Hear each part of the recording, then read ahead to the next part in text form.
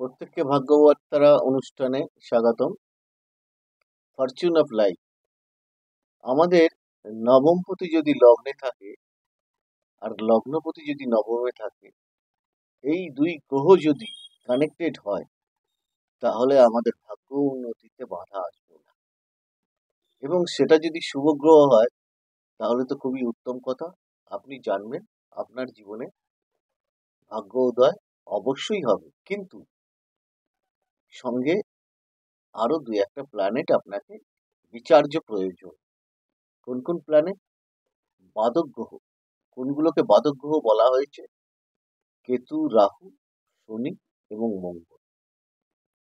এই কটা প্ল্যানেট যদি আপনার শুভ জায়গায় অবস্থান করে, কেন্দ্র বা কোণে, তাহলে জানবেন যে আপনি জীবনে সফলতা অর্জন করবেনই।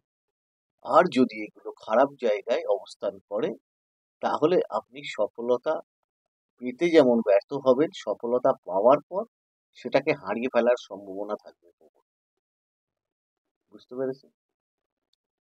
এবার আপনার চার্টে দেখুন কোন কোন পজিশনে কোন কোন গ্রহগুলো বসে আছে, কি কি রেজাল্ট দিচ্ছে। ও আরেকটি কথা আপনাদের যেটা বলা হয়, এর সঙ্গে দশা, অন্তর্দশা, প্রত্যন্তরী দশা, ত্রিভাগী দশা, যোগিনী দশা, ষটত্রিংশ দশা কিন্তু খুবই গুরুত্বপূর্ণ একটা বিচার্য প্রয়োজন।